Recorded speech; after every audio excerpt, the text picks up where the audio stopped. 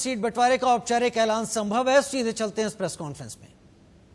सबके बीच उपस्थित बिहार के मुख्यमंत्री श्री नीतीश कुमार जी, जेडीयू के प्रदेश अध्यक्ष श्री वशिष्ठ नारायण सिंह जी, जेडीयू के कार्यकारी प्रदेश अध्यक्ष श्री अशोक चौधरी जी, जेडीयू के राष्ट्रीय महासचिव एवं राज्यसभा सांसद श्री आरसीपी सिंह जी, बिहार सरकार में मंत्री श्री विजेंद्र यादव जी, माननीय सांसद श्री ललन सिंह जी, साथ ही हम सब के बीच उपस्थित बिहार सरकार के उप मुख्यमंत्री और भाजपा के वरिष्ठ नेता श्री सुशील कुमार मोदी जी, बिहार प्रदेश प्रभारी सह राज्यसभा सांसद श्री भूपेंद्र यादव जी एवं इस चुनाव के दृष्टिकोण से हमारे चुनाव के प्रभारी सह पूर्व मुख्यमंत्री महाराष्ट्र श्री देवेंद्र फडणवीस जी और बिहार भाजपा के वरिष्ठ नेता और बिहार सरकार के मंत्री श्री प्रेम कुमार जी तथा यहाँ उपस्थित सभी पत्रकार बंधुओं, आप सभी का मैं इस पत्रकार वार्ता में हार्दिक स्वागत और अभिनंदन करता हूँ। प्रधानमंत्री श्री नरेंद्र भाई मोदी जी के नेतृत्व में केंद्र में गरीब कल्याण को समर्पित मजबूत इरादों वाली एनडीए सरकार है। जैसा कि हम सब जानते हैं कि कोरोना जैसी वैश्विक महामारी के समय केंद्र की मोदी सरकार ने जिस तत्परता से और सजगता से लड़ाई लड़ी है वो आज पूरे विश्व में एक उदाहरण है।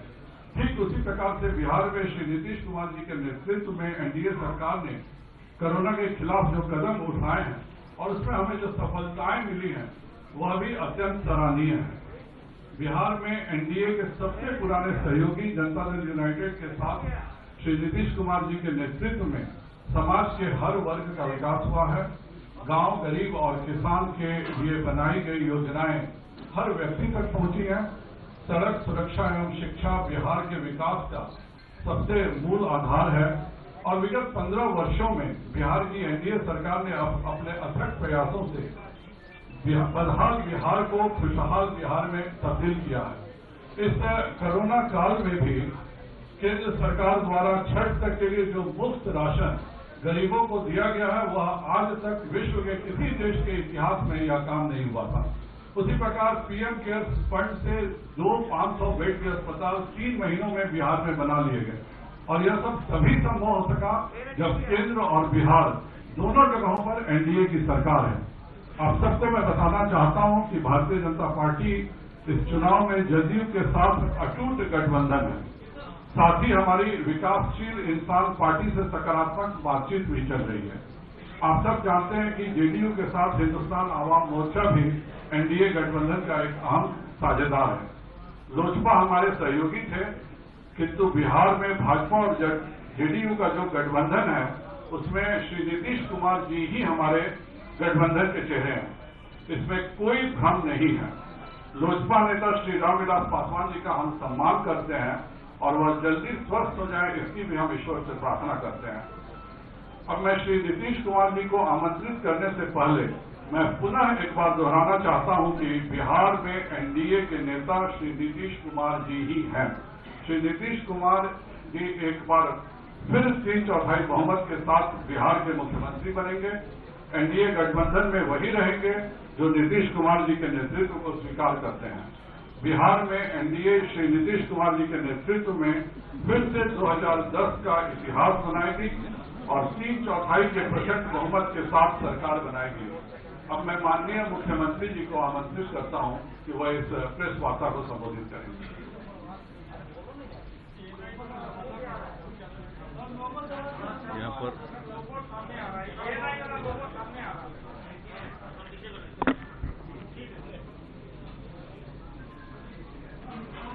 यहाँ पर उपस्थित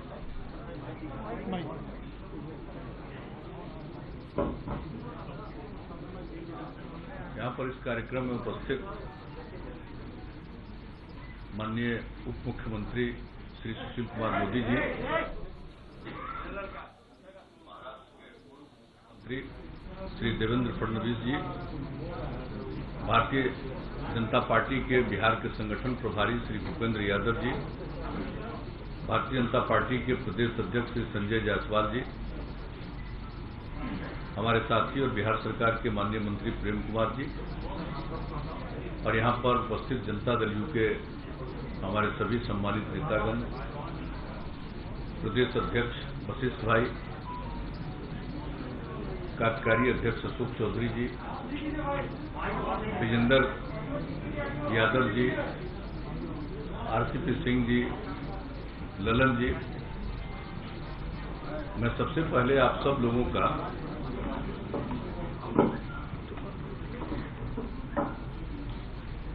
अभिनंदन करता हूं। आप इतनी बड़ी संख्या में यहां पर मौजूद हैं और यहां पर जो बुनियादी बातें हैं उसकी जानकारी संजय जायसवाल जी ने दे दी है।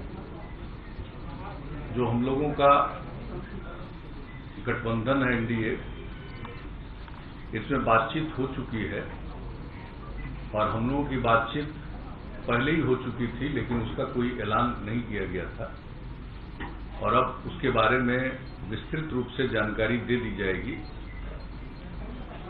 आज इन्होंने बता दिया है जो जनता दल यू है उसके जिम्मे 122 सीटें दी गई हैं और उसी के अंतर्गत हम पार्टी को, जीतन राम मांझी जी की पार्टी को, उसी के अंतर्गत हम लोगों ने 7 सीटें दी। भारतीय जनता पार्टी के पक्ष में 121 सीटें हैं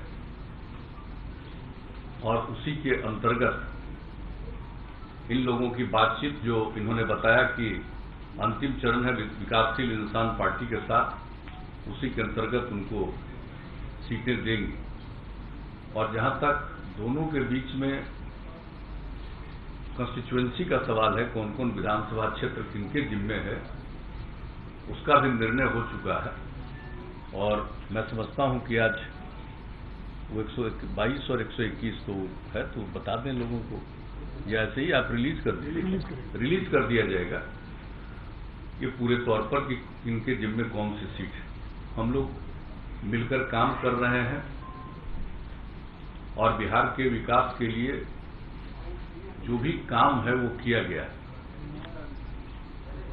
और इसके बाद भी आगे मिलजुल कर हम लोग काम करेंगे। एक साथ काम करते हुए हम लोगों का एक लंबा अवसर है और जो कुछ भी बिहार में हुआ है इसके बारे में सब लोगों को जानकारी। कुछ लोगों के द्वारा बिला वजह बहुत सारी बातें की जाती है, मैं उन सब चीजों का कोई महत्व नहीं देता हूं। सबको मालूम है कि हम लोगों का अगर पिछले 15 वर्षों से हम लोग काम कर रहे हैं, 15वां साल है और उसके पहले 15 साल तक लोगों को काम करने का मौका मिला था, उनके द्वारा क्या किया गया, क्या आर्थिक स्थिति थी, क्या रोजगार था, क्या कानून व्यवस्था की स्थिति थी, कितने बड़े पैमाने पर जो हत्याएं होती थी, सामूहिक नरसंहार की घटनाएं घटती थी, क्या नहीं होता था उस समय, कितने दंगे होते थे, सारी बातों से लोगों को मालूम है। और कहां कौन सा विकास का काम था, कहीं कोई सड़क था, कोई सड़क भी ठीक से था, एक भी काम नहीं था। कहां किस तरह से स्कूल चल रहा था, क्या हालत थी कॉलेजों की, यूनिवर्सिटी तक में जो शिक्षक थे, प्रोफेसर थे, उनको कब तनख्वाह मिलता था, कितने दिनों पर तनख्वाह मिलता था। हम लोग जब आए 2005 में और 2006 से जो हम लोगों ने काम करना शुरू किया, सब चीज समय पर करना शुरू किया, चाहे शिक्षा का क्षेत्र हो, स्वास्थ्य का क्षेत्र हो, विकास का क्षेत्र हो। और हम लोग प्रारंभ से कहते रहे न्याय के साथ विकास, यानी समाज के हर तबके का उत्थान और हर इलाके का विकास, वही काम हम लोग करते चले आ रहे हैं किसी भी क्षेत्र में।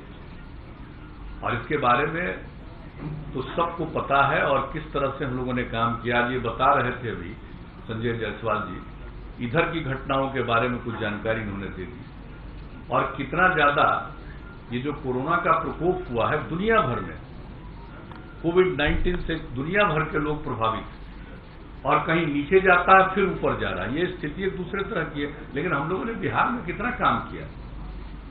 और आज आप देख लीजिए, जांच का भी सवाल है तो 10 लाख की आबादी पर जितनी जांच है बिहार में, देश का जो एवरेज है उससे भी 3000 ज्यादा। हमारा देश के एवरेज से भी प्रति 10 लाख की जनसंख्या पर जितनी जांच हुई या हो रही है, उसमें भी हम लोग आगे हैं।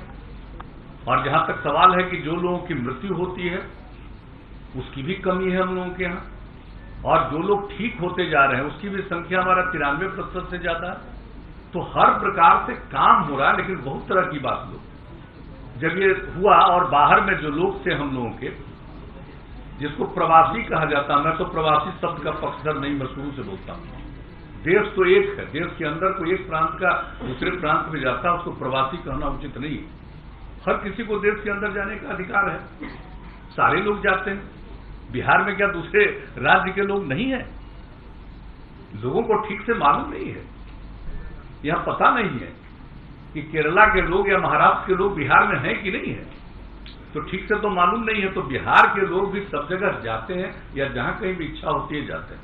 अब वहां थे, परेशानी में थे, तो हम लोगों ने तो एक एक लोगों से संपर्क किया और सब लोगों को जो भी है, मतलब 21 लाख लोगों को 1,000 रुपया की सहायता राज्य सरकार की तरफ से किया गया। और जो गाइडलाइन था जारी, उसमें एक जगह से दूसरी जगह जाने का नहीं था। फिर केंद्र सरकार ने निर्णय लिया अप्रैल महीने में, और जो रेलगाड़ी से आने की सुविधा की गई, कितनी बड़ी संख्या में हमारे लोग आए और लोगों के साथ कितना यहां किया गया। अलग अलग लोगों को, जिसमें था कोई 8 जगह से आए जिनकी स्थिति वहां ज्यादा ठीक नहीं थी, उनको अलग हम लोग 14 दिन तक रखे क्वारंटाइन सेंटर, और उसमें एक एक लोगों पर 5300 रुपया 14 दिन के अंदर हम लोगों ने खर्च किया। तो लोगों को तो मालूम कुछ रहता नहीं है केंद्र ने मदद किया कितना, जिसकी चर्चा इन्होंने कर दी। किस तरह से लोगों को सुविधा हो जाए, चारों तरफ से, राज्य सरकार की तरफ से किया गया। लेकिन कुछ बातें तो यूं की जाती है, तो एक बात है, और हर प्रकार से हम लोग एक एक तरह का इंतजाम करके रखे हुए, और एक एक क्षण, अभी तो अब चुनाव आ गया, तब चुनाव आ गया तो जितने सरकार के और जो डिपार्टमेंट के लोग हैं, अधिकारी हैं, ये उनका देखना काम है। और आपको मैं बता देता हूं, जैसे ही चुनाव आयोग के द्वारा घोषणा की जाती है डेट, हमको जब से मौका मिला तब से, जिस दिन अनाउंस हो जाता है चुनाव का इलेक्शन कमीशन के द्वारा, उसके अगले दिन या उसी दिन हम ऑथोराइज कर देते हैं सब काम के लिए चीफ सेक्रेटरी को। तो जेडीयू बिहार के मुख्यमंत्री ने साफ किया उन्होंने क्या क्या काम किए हैं, किन कामों के ऊपर बिहार की जनता उनमें एक बार फिर से विश्वास व्यक्त करेगी। लेकिन सीटों के बंटवारे की बात करें तो जेडीयू को 122 सीटें मिली हैं, एनडीए में 121 सीटें मिली हैं बीजेपी को। जेडीयू अपने कोटे से 7 सीटें हमको देगी, यानी 115 सीटों पर जेडीयू चुनाव लड़ेगी।